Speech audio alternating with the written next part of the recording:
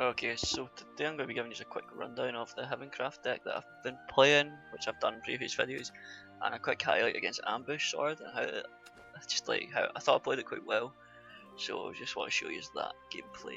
But yeah, we'll get into the deck. But first of all, I played this game on stream, and I just want to let you know if you are interested, my Twitch is in the link down below in the description. If you want to come and watch me stream at any point, feel free.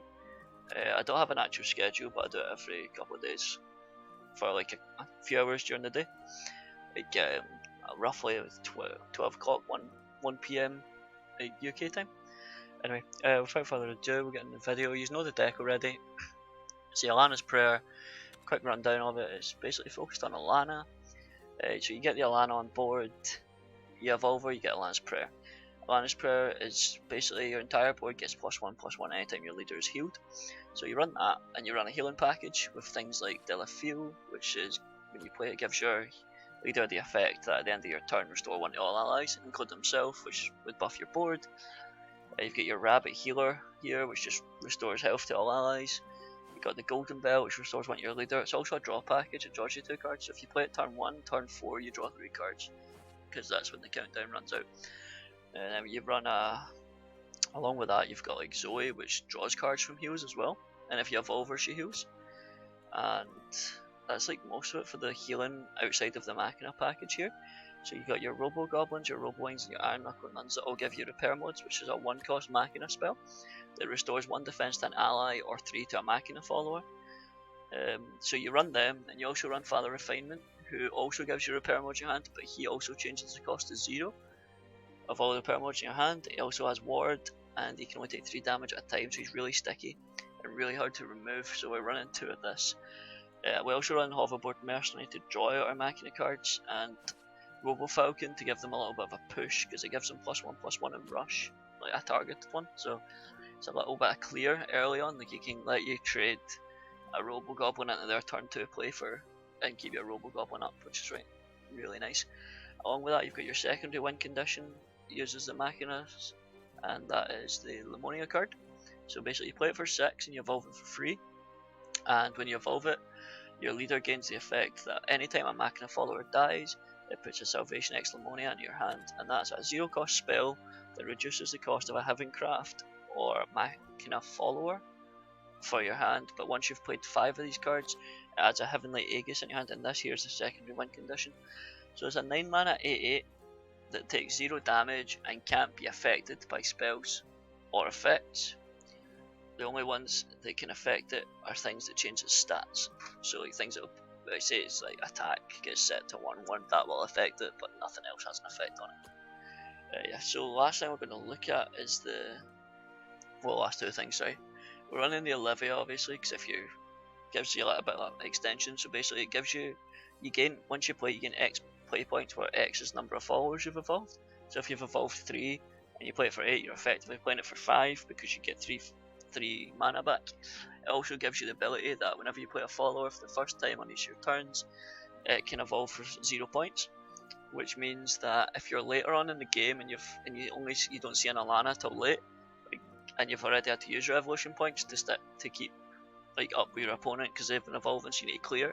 You use like things like Kel and stuff to clear it.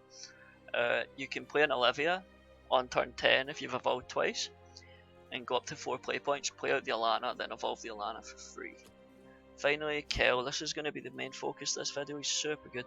So he's like key, and pretty much every Havencraft deck should run a Kel, right? This card's amazing. So whenever your leader's defense is restored, he deals 1 to all enemy followers, so he's a board clear, like a lot of 8 damage, and if you evolve him, the damage is increased to 2, and he also restores 2 defense to your leader when you evolve him, so that triggers his effect as well. But yeah, that is the deck that I've been running, guys. You've already seen it, you've seen it in previous videos. It's super good. It's really good for climbing, like I'll show you. Like, not all of this, well, most of this is Havencraft. So I think we started here and we played 3 Bloodcraft games and they didn't go too well. Like, right, we'll swap over to Heaven, and we just never swapped back because it was going quite well, you know what I mean? There's not a lot of losses in about there. But where's this highlight we're looking for? It's a Swordcraft one. It's this one, I believe. I believe this is the highlight we're looking for. Hope it is. Or else I'll have to redo the intro. Remember as well guys, if you enjoyed the video you can subscribe. Yeah, this is the right one, sweet. Subscribe down below for more Shadowverse content. I try and do this stuff daily. Also, 2 days ago I uploaded analysis of the new pre-built decks that they released, so if you guys are interested in that, feel free to go and check that out. It's just my opinion on the decks, whether or not I think they're worth like the price, because they're what, like 1200 crystals, which is like £17, like $20 or something. But yeah, so it's just my analysis of whether I think they're viable, and the decks, the cards within them, like mostly the legendaries and the golds are quite viable, but it depends if basically I just go on about how, if I think they're viable and give them a rough rating of whether or not you should buy them. So the first 2 turns we play out 2 golden bells. So we've not got the Alana, we've got the double Kel here, which at the start I didn't think was that good. It's like, ah crap, 2 Kels, it's kind of annoying, no Alana. But it actually turns out to be super useful, because as you can see, them playing this Well of Destiny shows that they are most likely going to be ambush. So we draw cards off the bell and play out the Robo Goblin, because they've got nothing on board. So we don't see a point playing a Kel into it. So they use the Brave Intervention to get out their ambush guy and evolve him. And at this point, like, I've played against this deck a good few times now, so I was like, crap. I was like, right, I need to use my Kel to remove this. So figuring out how to do it, and I could have done it here. I could have Kel, evolve, and I'm sorry, I couldn't have done it here. Like, because he's 5, I can deal 4 max here, and that buffs it up to 6. But next turn, I could have, if I had another repair mode. Well, I can clear it next turn. Like, and what he does is he sets up another well and another Leod. So he's got 2 of these out now, evolved, and I should a really short highlight because I showed you, like, saving the Kel for the right moment is super important, because here, as you can see, I play out the Kel and evolve him, and then I have 2 heals with the rabbit and the repair mode in my hand. So it's a really small highlight, it's going to be a short video, but like, as you see, I just clear the board here, and then they just concede right away. But yeah, so it's not a long highlight at all, but I just wanted to show that off because I feel like that's a good indication of how you should play this deck. When you come up against Swordcraft, you need to go for early board control, and then if you see it's this sort of deck, you need to save your healing for your Kel turn, a turn that Kel can clear the board. And I think that's absolutely vital when you play that deck. I just wanted to show you guys that so that you can get an idea of that. And if you come across the same matchup, you will have a better idea what to do. So thanks for watching guys.